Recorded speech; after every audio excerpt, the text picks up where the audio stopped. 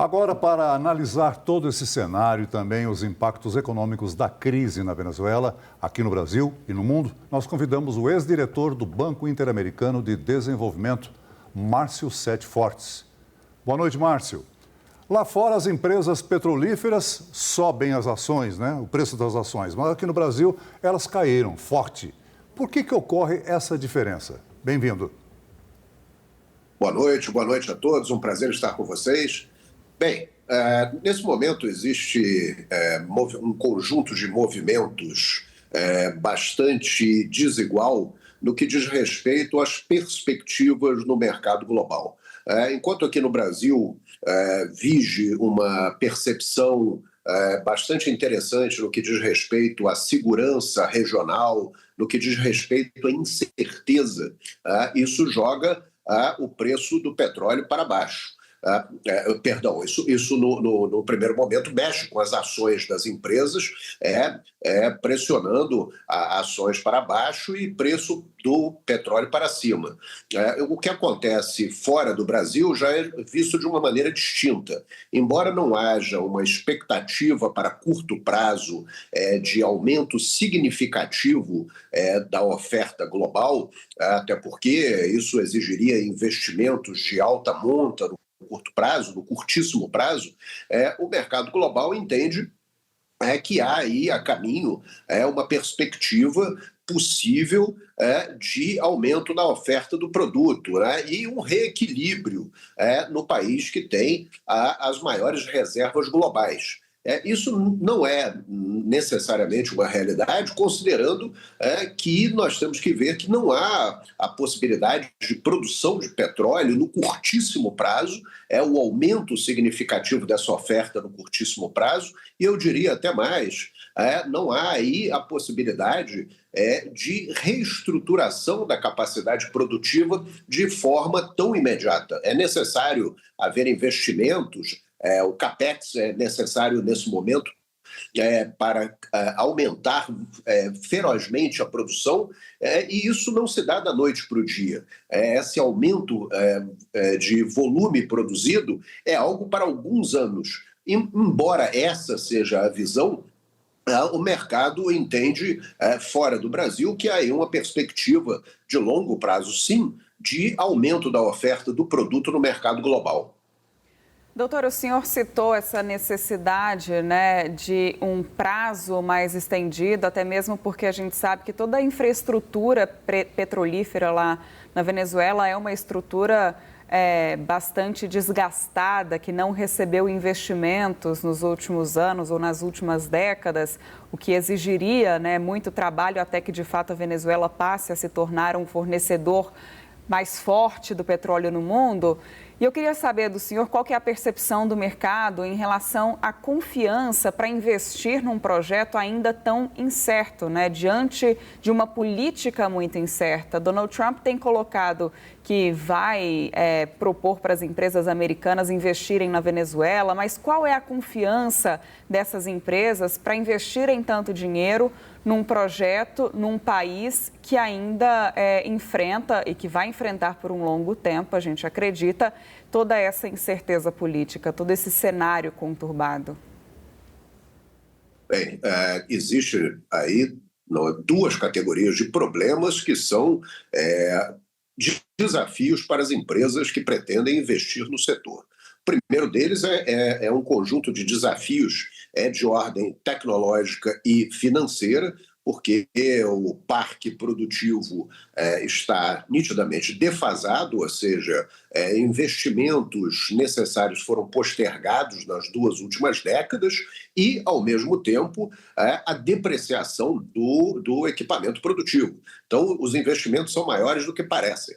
Por outro lado, realizar investimentos de tão alta monta exige dessas empresas uma garantia de que haverá estabilidade política. E esse é o outro viés, o viés da estabilidade política. É necessário que, considerando que o país agora precisa passar por um processo eleitoral, o país precisa ser e estar pacificado, não haver eventuais movimentos no sentido de restabelecer o status quo ante, e o objetivo é de haver aí, então, portanto, uma estabilidade política que possa dar um mínimo de garantia para investimentos. Nós temos que lembrar que já existe investimento em curso a partir de um acordo específico para a Chevron norte-americana, que já está lá operando, mesmo com os atuais embargos existentes,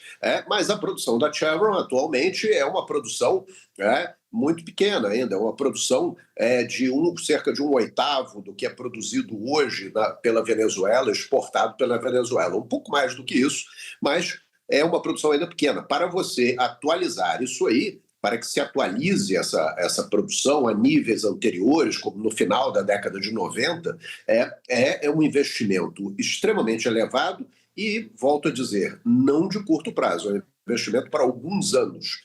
E nós estamos falando de uma necessidade de estabilidade política no curto prazo, desde já, para que as empresas possam estabelecer os investimentos necessários ao longo dos próximos anos.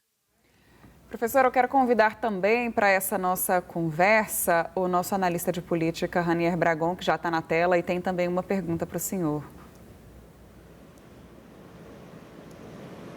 Boa noite, professor.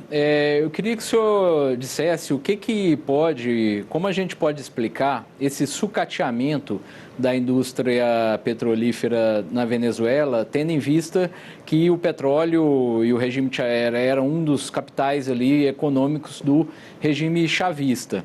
E caso haja mesmo esse interesse das empresas, esse investimento robusto, mesmo que seja a médio prazo, o senhor vislumbra que o mercado consumidor ele se deslocaria da China para quais países exatamente?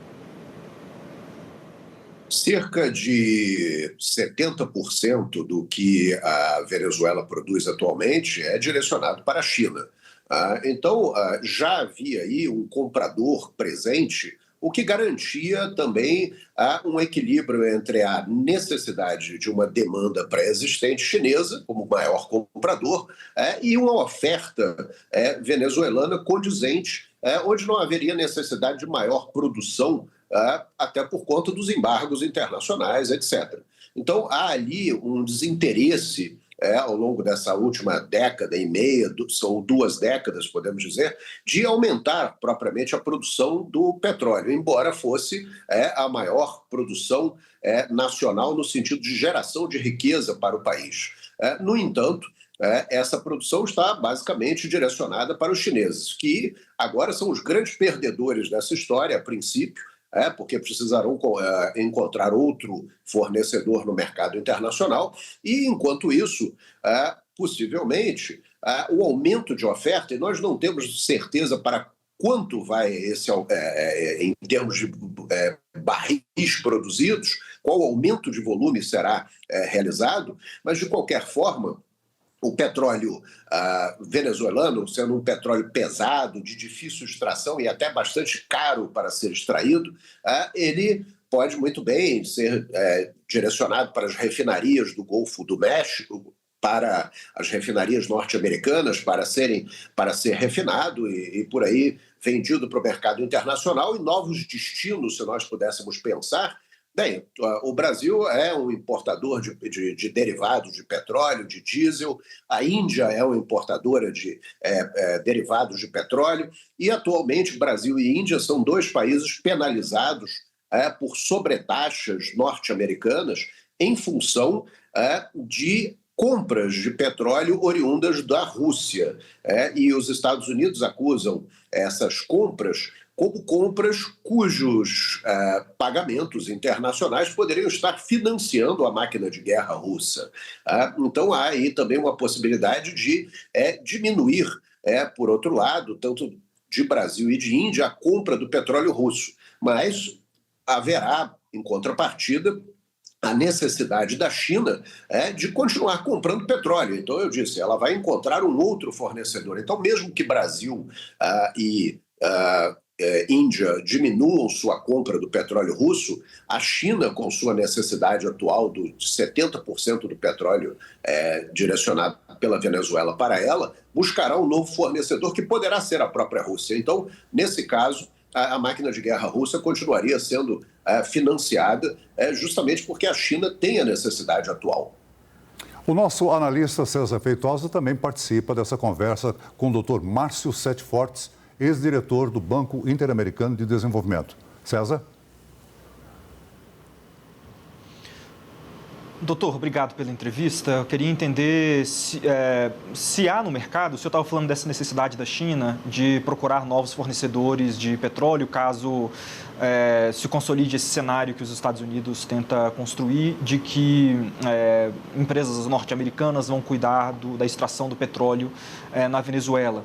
Queria entender qual que é a dificuldade hoje no mercado global de procurar novos fornecedores, pensando especificamente na China, se de fato o impacto é muito grande para a China. Claro, o senhor já falou de 70% do petróleo que era produzido ou retirado de reservas da Venezuela, mas havia uma crise nesse setor petrolífero na Venezuela. Então, eu queria entender qual que é o tamanho do problema que a China tem com isso, se ele é mais simbólico ou se vai ser realmente difícil de encontrar no mercado global novos fornecedores de combustível, de petróleo mais especificamente.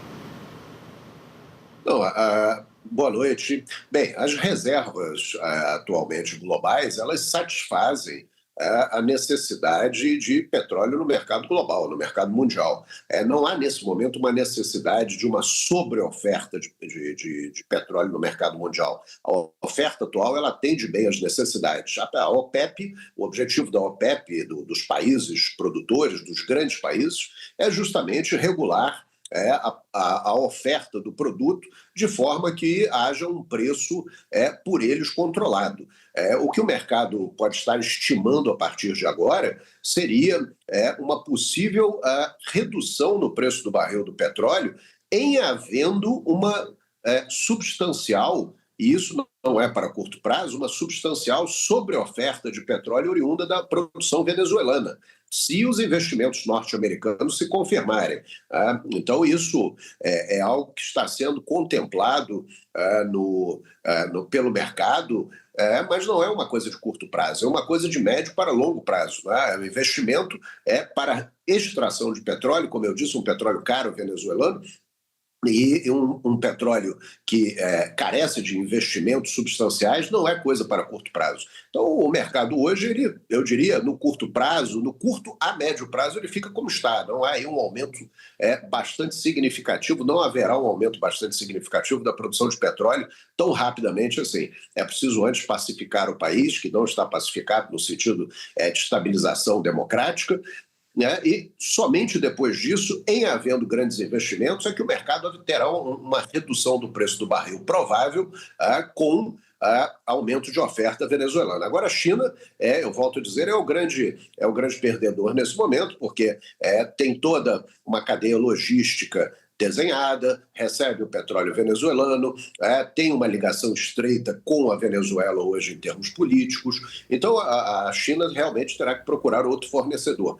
Mas a oferta global hoje é condizente com as necessidades dos compradores. Não há necessidade, volto a dizer, não há necessidade maior aí de uma sobreoferta do petróleo, o que seguramente, mais para frente, como eu disse, jogará os preços para baixo. Senhor Dr. Márcio Fortes, o senhor já foi diretor do BID, né, que é um banco que fomenta aí apoio a pequenas e médias empresas e projetos sociais. Nós temos aí o registro da fuga, do êxodo de 9 milhões de venezuelanos que deixaram o país, estão aí divididos em Colômbia, Brasil, Chile. E é claro que o BID pode ajudar essa população, com certeza pretende retomar a vida no país? Ou teria que aguardar um governo mais sólido, assim como as empresas também, para investirem, terão que aguardar um governo positivo? Bem, na Venezuela, atualmente, o que acontece é que a Venezuela, como membro do BID, ela não participou do último aumento de capital. É um país que não teve a possibilidade de participar desse aumento de capital. O aumento de capital foi feito, os países membros participaram do aumento de capital. O que a Venezuela teve é uma possibilidade de recompra preferencial da sua participação, de modo que, com o passar do tempo, a sua participação acionária no banco não ficasse diluída. E tão diluída a ponto do país desaparecer como membro do banco.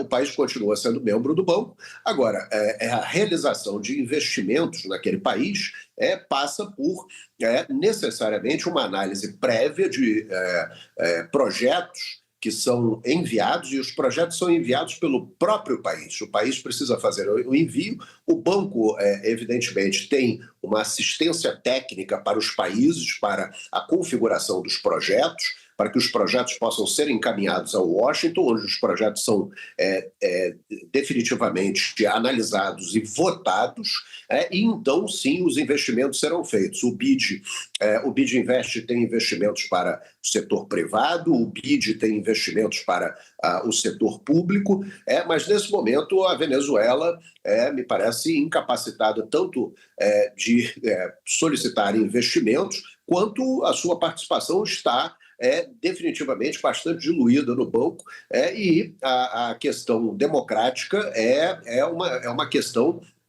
que passa também pela análise das autoridades.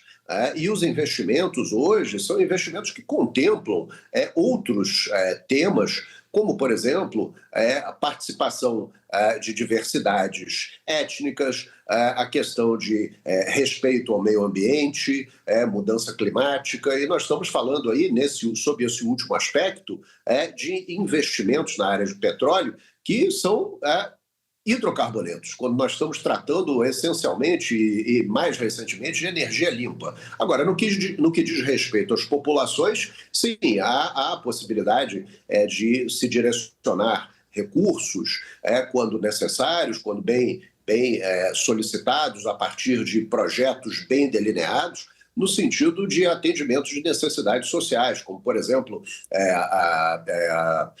saneamento básico, como, por exemplo, agronegócio para alimentação da população, como, por exemplo, educação, saúde. Então, essas áreas sociais, de cunho social, onde vige aí o conjunto de mínimos existenciais da população, essa é mais fácil realmente de obter investimentos. Mas eu volto a dizer, o banco ainda precisa honrar as suas obrigações, a Venezuela precisa ainda honrar as suas obrigações com o banco, de formas que atualize a sua participação de sempre no capital do banco, como membro efetivo. Márcio Sete Fortes, ex-diretor do Banco Interamericano de Desenvolvimento, muito obrigada pela sua participação, por essa entrevista aqui no Jornal da SBT News. Seja sempre muito bem-vindo. Uma boa noite. Muito obrigado, uma boa noite a todos.